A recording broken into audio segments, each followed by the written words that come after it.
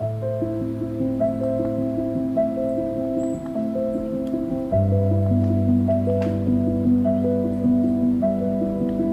première fois que j'ai entendu parler de toi, Denis, je t'avoue, j'ai rien compris. Et c'est, je pense, uniquement en ayant visité De Béthune et en ayant compris le niveau de détail dans lequel tu rentres de toutes tes pièces que j'ai vraiment compris qui était Denis Flageolet. Un peu le Léonard de Vinci des temps modernes. Mais merci, très beau. Et moi, comment présenter Jean? Vu mon esprit un peu de la montagne, un petit peu refermé sur nous-mêmes, j'ai dit ouh là là là là là là là. Qu'est-ce qu'il me veut? Qu'est-ce qui se passe? Puis voilà, on a eu un premier contact, j'ai rencontré quelqu'un de passionné, de cultivé, d'intéressé. Et là j'ai dit ah ouais, bah, il est en plein dedans, c'est top, on va pouvoir faire des choses vraiment magnifiques ensemble. C'est de là que le projet est né. Eh oui.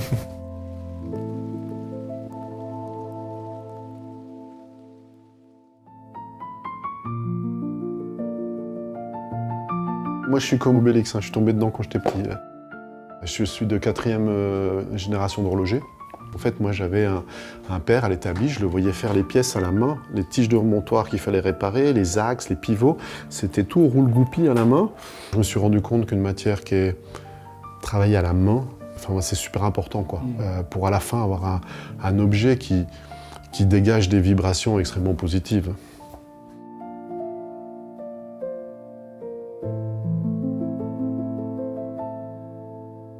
Louis Vuitton, pour moi, c'est le voyage.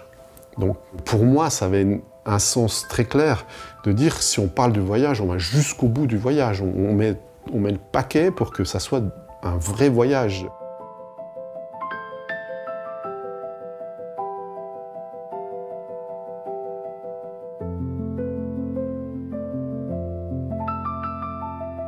On est retrouvé avec un projet exceptionnel que personnellement j'ai jamais vu dans l'horlogerie précédemment, de par la complexité, de par l'unicité des différents composants ensemble et un ajout, j'ai envie de dire un peu la cerise sur le gâteau de métier d'art avec toutes les gravures, le travail exceptionnel de la sphère et de la constellation d'Hercule, quelque chose d'assez dingue.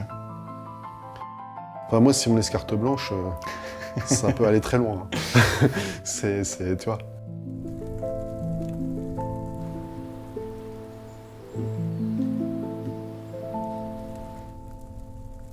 Dès que je vois la montre, immédiatement, je peux pas m'empêcher de regarder la Voie lactée. C'est une Voie lactée. C'est une Voie lactée. Un petit peu spéciale, mais une Voie lactée. La Voie lactée et la sphère. Exactement, c'est ce que j'allais te dire. Cette boule qui passe tout d'un coup du bleu au jaune et du jaune au bleu pour représenter le jour et la nuit, c'est vraiment très sympa.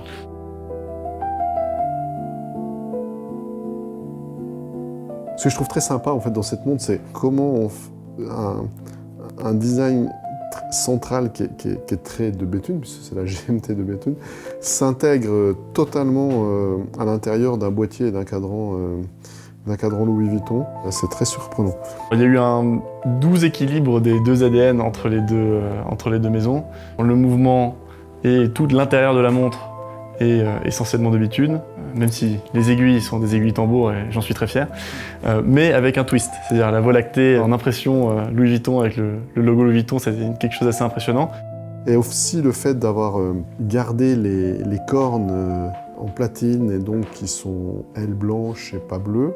C'est vraiment une montée en puissance des équipes de Louis Vuitton et de Béthune qui s'aident à trouver des trucs toujours plus fous.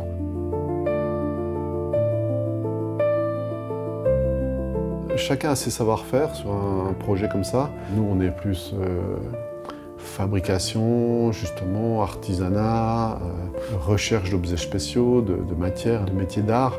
Donc c'était assez logique qu'on prenne cette partie-là.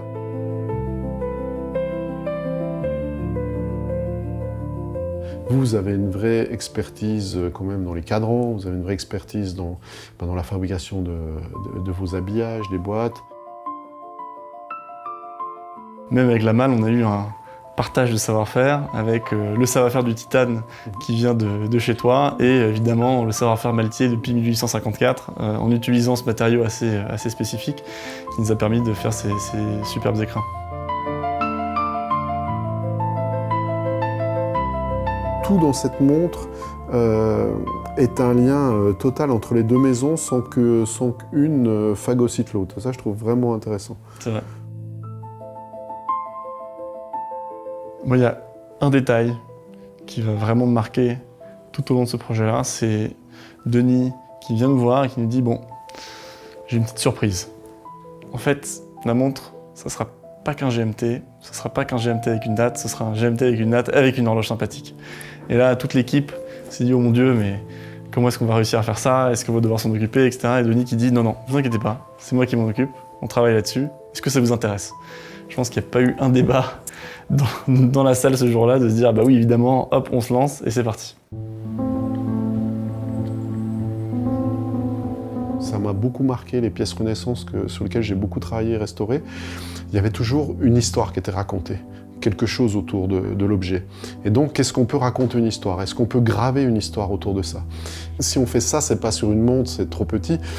Faisons-le sur une horloge. Comment on peut lier une horloge à une montre? C'est de la faire travailler en résonance, c'est-à-dire en sympathie, et de dire on va, grâce à l'horloge, remonter, réarmer la montre et la mettre à l'heure par rapport à l'horloge. Mais après, allons plus loin. Ok, on a une horloge, mais une horloge c'est statique, et là on parle de voyage. Donc pourquoi pas réutiliser le concept, le principe général du chronomètre de marine. C'est-à-dire quand on transporte un chronomètre de marine, comme le bateau bouge, on met un système de cardan qui fait que ça reste toujours à l'horizontale. Ça fait partie du voyage. Puis j'ai un ami qui m'est cher, qui est François Skuyten. Je lui dis, ça serait quand même bien, j'ai envie de faire graver des choses autour du voyage sur une horloge.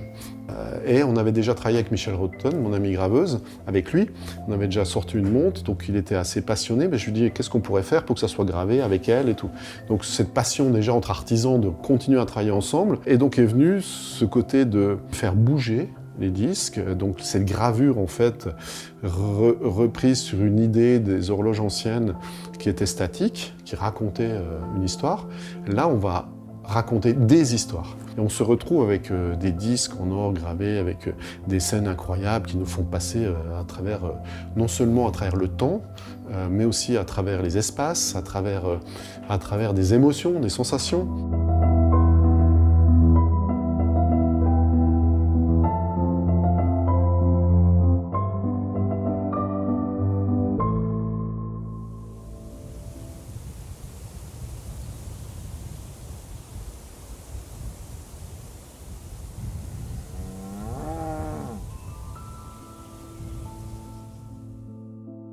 Maintenant, combien de pièces qu'on va faire? Il a fallu faire un peu un écho sur l'idée du voyage, l'idée du GMT, et faire 10 pièces, bon, ça correspond au doigt de la main, mais faire 12, ça correspond aux 12 heures du cadran, donc on s'est dit, bon, en faisant 12 montres, on va faire un petit clin d'œil autour de ça. Vous donnez la possibilité à des créateurs d'avoir cette liberté totale de faire un truc de fou. L'horlogerie indépendante, à mon avis, elle a besoin de personnes comme Jean qui donnent la chance, en fait, de pouvoir faire ces projets-là. Et puis surtout, moi, ce qui me restera complètement, c'est justement les deux équipes qui se mettent à travailler à fond, la main dans la main, pour arriver à ça. Et dans une vie professionnelle, c'est rare. Donc il faut vraiment non seulement l'apprécier, mais moi, je vais m'en souvenir longtemps.